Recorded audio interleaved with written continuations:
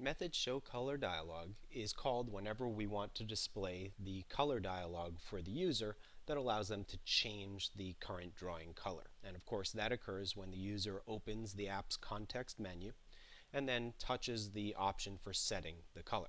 So the first thing we did in this example is to create a new dialog object using this as an argument, which is the context on which the dialog will be displayed, that is this activity, this doodles activity.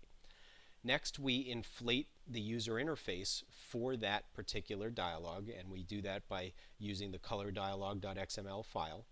And we set the title on the dialog and indicate that it is cancelable. In other words, the user can touch the back button to dismiss the dialog without changing the color. Next, we obtain references to the 4 different seek bars, and this is important because programmatically we need to register their event handlers, and sometimes we also need to set their values as well, and we're going to do both in the next several statements. Next, at lines 245 through 248, we set each seek bar's onSeekBarChangeListener to the object colorSeekBarChanged, which we'll be defining down here in just a moment. Now basically, whenever any one of the seek bar values changes, we're going to update the on-screen presentation of what the drawing color would be if the user were to touch the button for setting the new color. So we set the listeners for each of those so we can get the change events and see what the new values are to create the new color. Then, based on what the current drawing color is, lines 251 through 255 position the thumbs on each of these seek bars to the correct location. And the way we do that is we call over to our doodle view to get the current drawing color, and it returns that as a 4-byte integer which contains components for the alpha, red, green, and blue values. And we can break out those components by calling color methods alpha, red, green, and blue respectively. These are static methods of class color that receive a 4-byte integer representing the complete color and then extract the appropriate byte representing the alpha, red, green, and blue values respectively. Those integers are passed to the seek bar's setProgress method, which positions the thumb on each seek bar to the appropriate location based on that component of the color. Next, at lines 258 and 259, we get a reference to our setColor button so that we can respond when the user hits or touches the button, and we do that by setting an on-click listener called setColorButtonListener, which we'll also look at momentarily. We indicate that our atomic boolean is true next so that we can ensure that if the user accidentally shakes the device while this dialog is on the screen, the separate thread that handles the sensor events won't display the dialog for confirming whether or not to erase the image. And then finally, we show the dialog last to get it onto the screen. Now, of course, once that dialog is on the screen, we can respond to the events of the GUI components within that dialog. So first we have our onSeekBarChangeListener called colorSeekBarChanged that implements the onSeekBarChangeListener interface. And that interface contains 3 methods, one of which we're actually using in this example, onProgressChanged. And the other 2, onStartTrackingTouch and onStopTrackingTouch, we don't need in this example, but we have to define them because in a Java interface, if you say you implement it, you must define all the methods of the interface.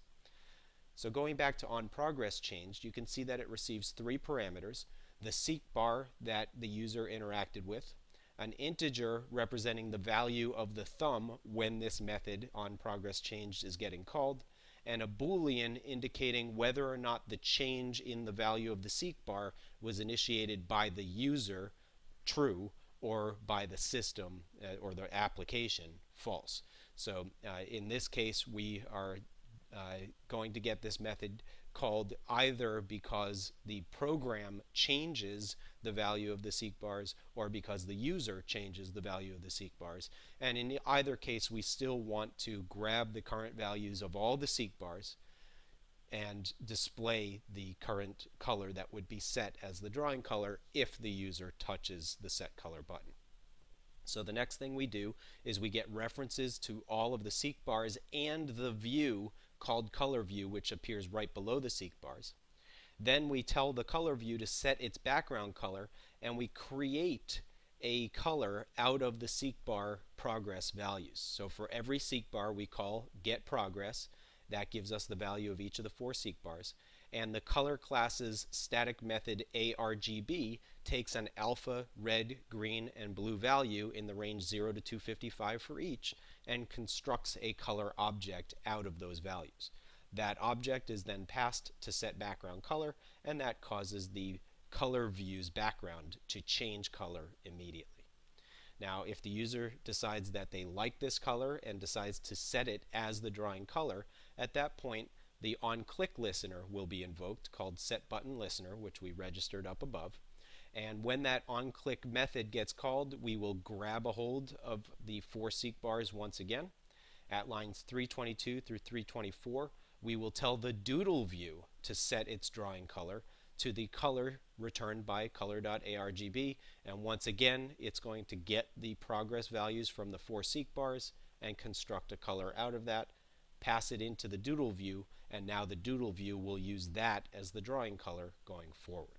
Now, because we've touched the button in the dialog, we're going to dismiss the dialog. So we say dialog is visible is set to false, our atomic Boolean value that helps us keep the sensor event listener from displaying a dialog if in fact another dialog is on the screen. We then dismiss the current dialog, which removes it from the screen, and we set current dialog equal to null so that our reference that stores the current dialog that's displayed now is null, indicating there is no dialog in the system at the moment.